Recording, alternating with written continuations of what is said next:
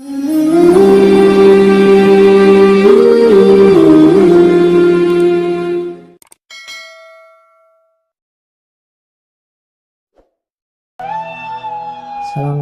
warahmatullahi wabarakatuh.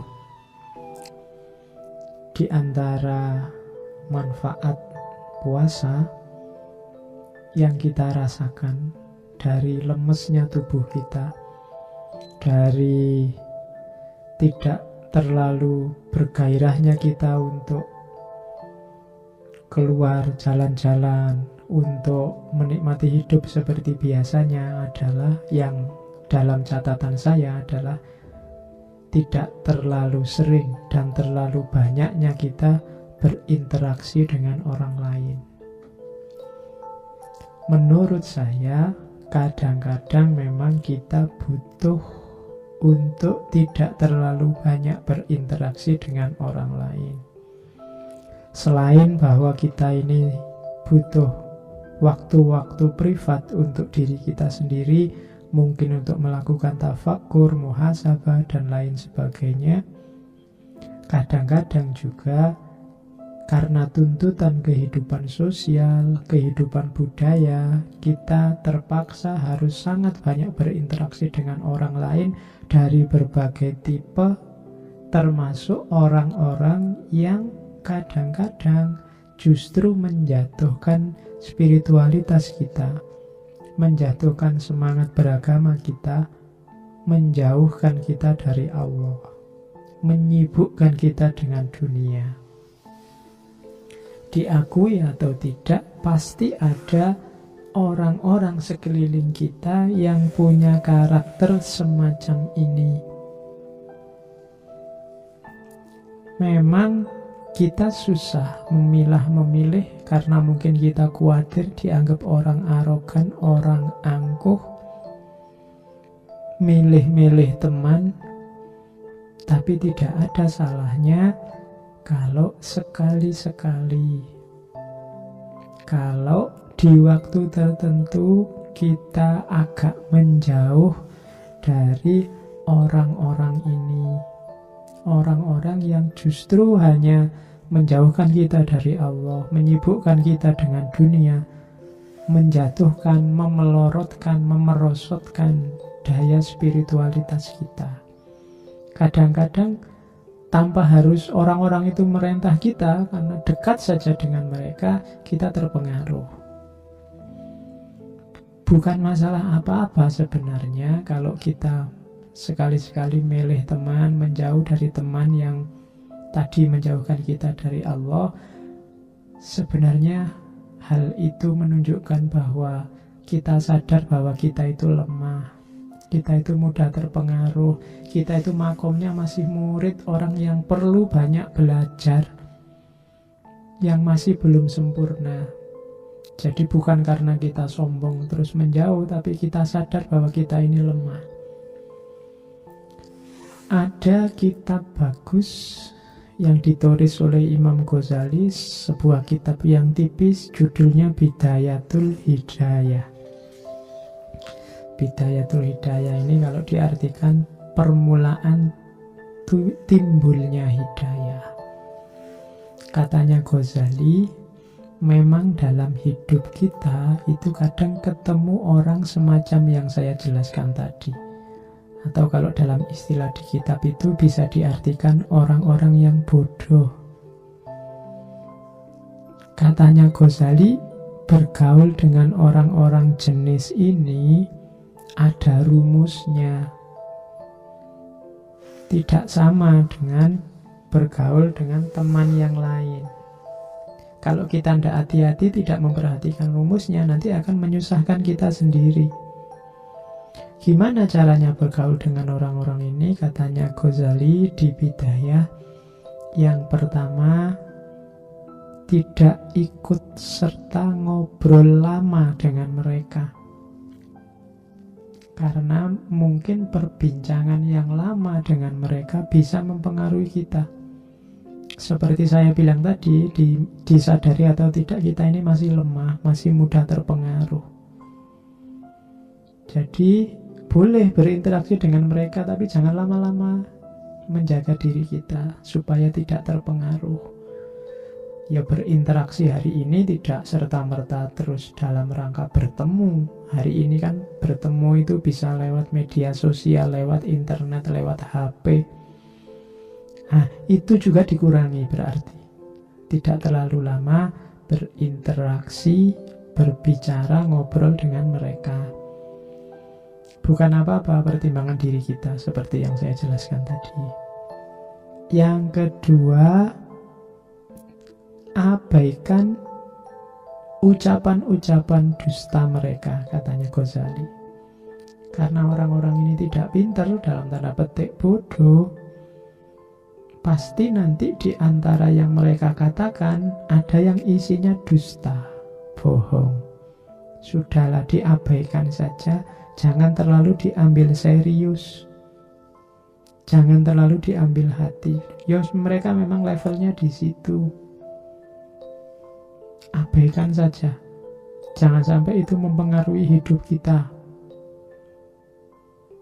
Yang ketiga, katanya Ghazali, abaikan juga ucapan-ucapan buruk mereka.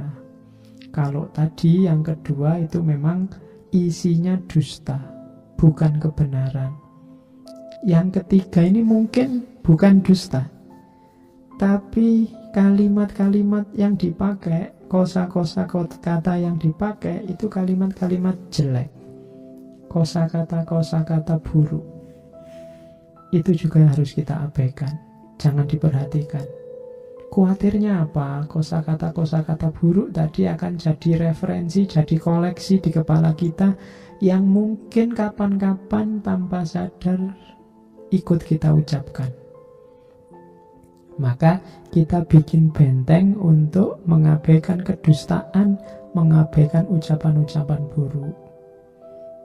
Karena ucapan buruk itu mungkin dia yang mengucapkan, cuma telinga kita kan mendengarkan. Kalau masuk ke dalam diri kita, dia jadi koleksi di kepala kita.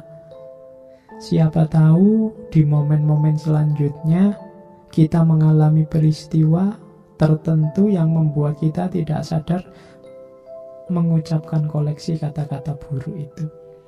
Hari ini misalnya di medsos saya lihat ada banyak orang baik-baik yang karena dicaci maki oleh orang jelek dalam tanda petik, akhirnya dia balas mencaci maki dengan kata-kata yang sama.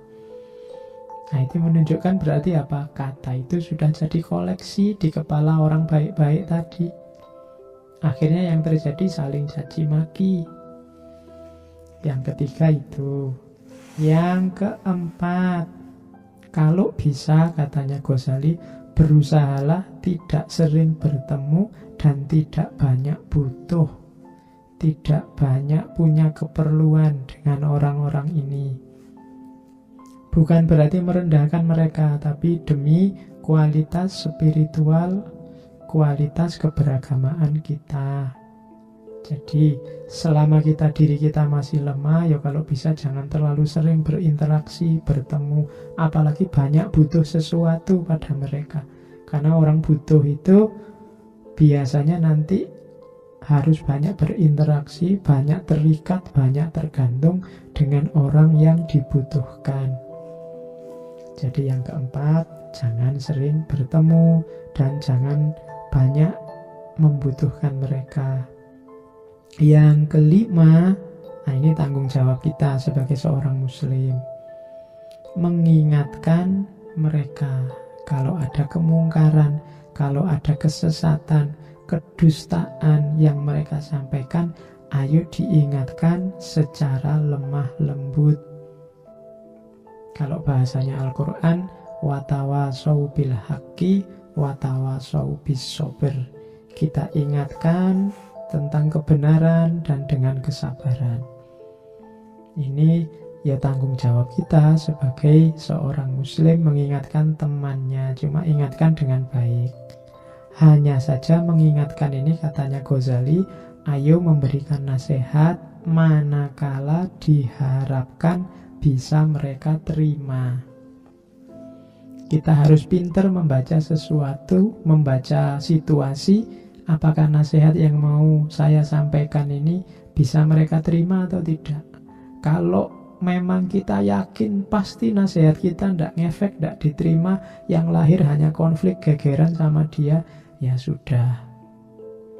Daripada timbul konflik dan kita belum menemukan metode yang baik untuk memberi nasihat, mending dipending dulu nasihatnya, cari momen yang pas, cari waktu yang pas.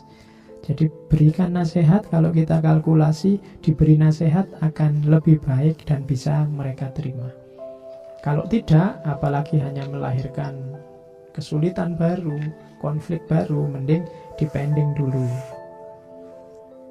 Oke, dan bagi Ghazali di Bidayah itu, manusia itu yang mau kita jadikan teman tadi ada 3 tipe. Dan kita harus hati-hati milihnya. Ada manusia jenis makanan. Manusia jenis makanan ini manusia yang tiap hari kita perlukan. Bahkan 3 kali sehari kita makan. Nah, ada orang yang kita harus dekat terus sama mereka. Karena mereka ini selalu kita butuhkan. Cari teman yang jenis ini. Manusia yang jenis makanan, yang selalu kita perlukan. Yang kedua, ada manusia jenis obat. Manusia jenis obat ini manusia yang kita perlukan sewaktu-waktu saja, tidak selalu kita butuhkan. Kalau kita sakit, butuh dokter. Kalau alat elektronik di rumah rusak, kita butuh teknisi. Ini kan contoh manusia jenis obat. Kita perlukan sewaktu-waktu. Ada yang ketiga, manusia jenis penyakit. Manusia ini yang katanya Ghazali sama sekali sebenarnya tidak kita perlukan, tapi kadang-kadang datang ke kita sebagai ujian, sebagai musibah, sebagai tantangan dari Allah, cara kita menyelesaikannya. Jadi pasti kita ketemu 3 jenis orang ini. Ada orang-orang yang selalu kita butuhkan, manusia jenis makanan. Ada manusia yang jenisnya obat, yang kita butuhkan sewaktu-waktu saja. Ada orang manusia yang jenisnya penyakit, yang sebenarnya tidak kita butuhkan, tapi pasti sekali-sekali datang ke kita sebagai ujian. Itu tantangan bagi kita untuk mengatasinya.